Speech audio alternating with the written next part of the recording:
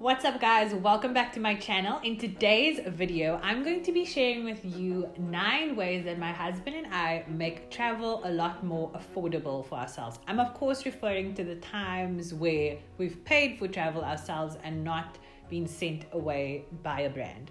Now, it's important to know I don't do backpacking. I don't do hostels. This is no shade to anyone who is super into that sort of thing. But personally, I like to travel in a luxurious kind of way. I like to feel like I'm on holiday when I'm on holiday. I can't be, roughing it. But I'm also not unnecessary with expenses. I don't also believe in splurging. I believe you can have your cake and eat it, in a sense where you can travel well, you can travel comfortably, and you can stay in a nice place, and you can still save money. So if you want to know how I achieve this with my flights, my accommodation, and my itinerary and activities in different cities, keep watching. So first things first, if you want your trip to be affordable, you want to save, you want to travel smart, you have to do your research. YouTube is an incredible place for that. So if you're going to a certain city or destination, watch people's vlogs. There are so many people who vlog about the experience or share their itinerary online on YouTube, and it's an excellent way to get an actual feel of what they've done when they've been in those places. TripAdvisor is also an incredible place to go to if you want to know more about the place you're going.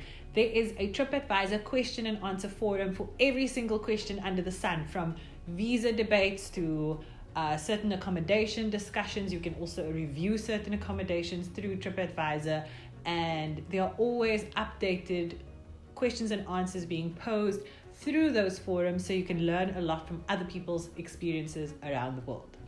I highly recommend that you go through YouTube, you go through TripAdvisor before you go to your friends and your family and ask them about their trip. It's not necessarily that they aren't going to give you sound advice, but I just feel that when people go travel, then sometimes they automatically go into that I'm a traveler mode, and then they think they know everything about the place, and then you go and you follow that because maybe it's your first time or you're not very well traveled or whatever. But they could actually be telling you the wrong thing. So do your own research and do it well before you make the commitment of booking your trip. This is so important. Then tip number 2, I only book my tickets with STA Travel. And no, this is not an ad. They are just the only agency that I know of. If you know of any other one, please let me know. But they're the only one that I know of that allows you to pay off your ticket. So you can basically lay by a ticket and make it more affordable for yourself. And this even goes for sale tickets. So if a ticket goes on sale, you can book that ticket and then still pay it off. It's not a matter of this ticket's on sale today and now I need to make sure I have money, and am I going to have money for the rest of the months, blah, blah, blah, because this is such a good deal and you don't want to miss out. You don't have to actually miss out on the deal. So basically how it works, it's their flexi fare option. You put down a deposit depending on where the flight is headed to.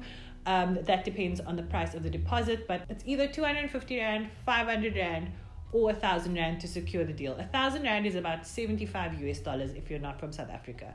Basically, you put down that deposit that secures the deal.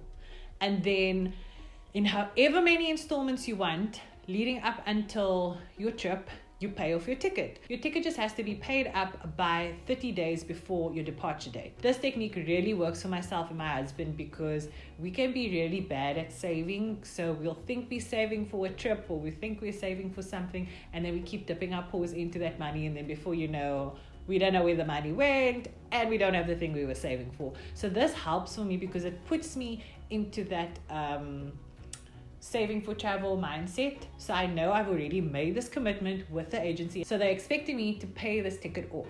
It keeps me in line with that financial goal, and basically as soon as the money comes into my account, I put it into their account. So this really makes things affordable. So the fact that you can do this with sale tickets is incredible, and the fact that you can pay it off as you go, I think is absolutely amazing, and that's really what's made travel a lot more accessible for Malik and I. Then tip number 3, be flexible with your dates.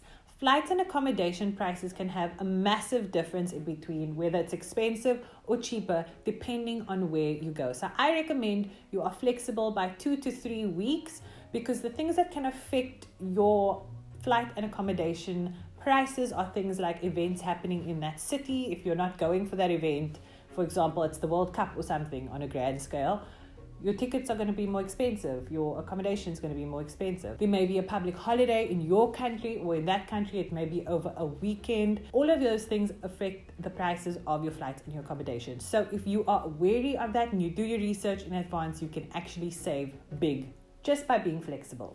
Then number 4, I know when to be cheap and I know when to be lavish. So here's where I'm cheap when it comes to travel. I'm cheap when it comes to using public transport.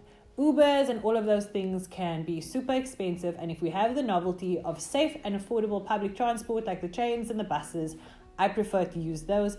Also, in a lot of countries, they will offer you a weekly travel card, which can save you big. So basically, you buy a weekly travel card and it allows you to use the bus and the train system usually as many times as you want, instead of paying each time, and that card just works with everything.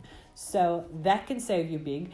Then another way that we save is that we are not big foodies when we go to another country. We just want to be full and we want the food to be yummy and we want it to be affordable. So we usually end up at those Muslim kebab places. It's usually run by like Moroccans or Syrians or some Arabs. And the food is always super yummy, it's always super filling, and it's always super cheap, and it's always halal, which is a big struggle for us a lot of the time. So that really helps. We'd much rather be filled with super yummy food than go and eat at some swanky place that we can just do back home anyways. We'd rather explore. Another way that you can be cheap, if you, for example, are now leaving the city and you want to be headed to the airport or vice versa, you can use an airport shuttle if you don't want to trek your luggage with you onto a train or a bus. This usually has to be prearranged, and you have to factor in that it may take longer than usual because they often pick up and drop off other people at other hotels, but this can be a lot more comfortable than a train, for example, and it can be cheaper than a cab or an Uber. Then this is where I become lavish. Experiences. Experience when you're traveling is everything. Don't skimp and be cheap on your experiences because you're missing the whole point of traveling. It's the best part. I mean, there are certain things that you don't have to pay and see, but if there's that one thing that you want to do when you go to a city, close your eyes, pay the money, and do it. What you can do, of course, is you can check online before the time what that experience is going to cost you, and then you can prepare and budget for it accordingly. Alternatively, sometimes in certain places, museums, attractions, and so on, they actually have a day of the week where things are half price, or if you buy in advance, maybe online, sometimes your tickets are also cheaper. Sometimes they have a certain window of time. I think, I know the Louvre, if you go from 6 to 9 p.m., then I think it's free or it's half price or something like that. So again, this falls into an integral part of doing your research because you can save big. But otherwise, where the preconceived saving options don't count, please spend the money and enjoy yourself when you go to that city. Okay. Number 5, let's talk accommodation. When it comes to accommodation, I can be both cheap and lavish. I like to have my cake and eat it. So basically, I want to stay comfortably in a pretty place that is central, and I don't want to pay a lot of money for it. And it is 100% completely possible. You just have to plan in advance and you have to look properly. First thing you're going to want to do is check if an Airbnb or if a hotel is going to be more affordable or more your vibe. You may want to cook your own food, in which case a self-catering place is much better for you. Or you might want the comforts of a concierge, 24 hours safety, and breakfast in the morning, and a domestic to come and clean your room. It really depends on what you want. You normally can find either one that's in your price range. So now I'm going to teach you a way that I book hotels for cheap. And this is a secret that totally works. So firstly, I use bookings.com as my search engine. For me, bookings.com has the best website to navigate and find your accommodation in a really comprehensive way. You can also add filters to your search to make the process a lot simpler and more streamlined to your budget, to your location, to the things that you require like breakfast and so on. Maybe you need a bed for your children, whatever. It's really great for that. The downside of their site though is that because the site is so excellent, you might not want to book with them because their rates for the same hotels are more expensive than other websites. So what I actually do is, sorry bookings.com, but a lot of the time I just use them as my Google for hotels, if you will. And I find that hotel that I like, I put together a little wish list, and then I go into Trivago.com, which is a hotel comparison website, and I see who is offering the best deal for that hotel. So yeah, basically I find the website that then has the best deal for that specific hotel, and I book it there and not on bookings.com. However, a lot of the time bookings.com, the deal isn't that bad, or it is also the best, and then I book with them. So because I've booked with them now so many times, I think over the last 6 or 7 years, I've probably booked with them 5 or 6 times now. I have now attained genius level status on their website. So now I am eligible for even bigger deals and discounts. So I actually have been booking with them even more than what I do on the other websites.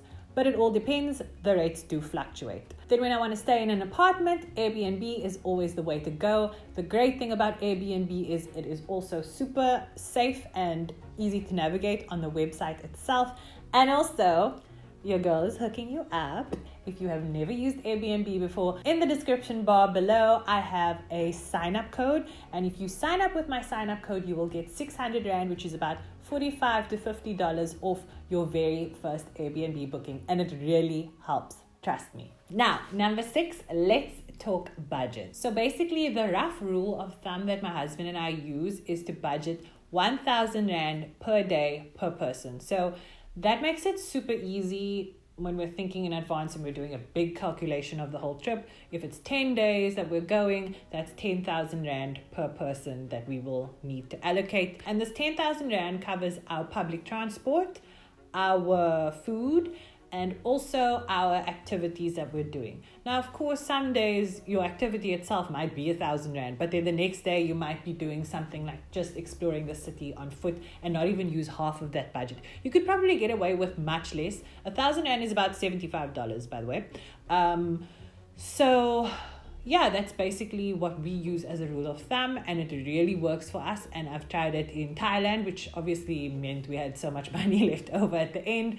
And then I also did it when we went to Europe, and it was totally doable. So some days we'd obviously spend more than that budget, but then we'd make up for it in the other days. And basically every single time we'd use that as our budget guide, towards the end of the trip, we'd be left over with quite a bit of money, and then we end up buying gifts and shopping with it, and everything is totally fine. So if you're not a big shopper, you can totally use that as a guide for when you travel as well. It also leaves some room for an emergency fund and so on. Then travel tip number 7, do the hop on, hop off bus tour of the city that you're going to, if they have it on offer, of course. These are a really quick and affordable way to get an amazing crash course guided tour of the city that you are visiting.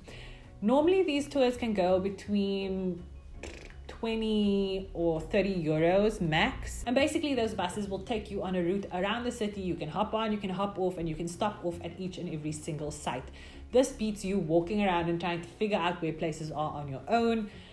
It also beats hopping in an Uber and taking you across town or taking you from A to B, because that's going to cost you so much more money. And the great thing is it comes with those earphones. You can pick your language and the lady speaks to you in your language, and you get to see the city in a really quick and easy way. This is also amazing if you are really pressed for time. Maybe you've only got a stopover in a certain city and you really want to see it. This is so great for that. This is such great value for money. I also find that sometimes I go to a place and I don't care too much about the history, but I also have FOMO. If you do the hop on, hop off tour, you get to see that all in one day, and then you just get to relax and do whatever the hell you want to for the rest of your trip. Then tip number 8, look up the free attractions that you can see in the city you are visiting. You'd be surprised at how many of these are actually available. Now, just as an example for you, last year Malik and I went to Dubai. I'll link that vlog down below. And one of the things that we did was we went to go and watch the Singing Fountain, which is absolutely incredible, by the way, and it's free. And it comes on every single hour on the hour in Dubai. The amazing part about this is that the Singing Fountain is situated right in front of the Burj Khalifa. The Burj Khalifa and the Singing Fountain are just outside Dubai Mall, which I think is the biggest mall in the world. So you've got the biggest mall in the world, you've got this unique Singing Fountain, and you've got the tallest building in the world, and they're all in a 500 meter or 1 kilometer radius of one another, and it's all completely free to enjoy.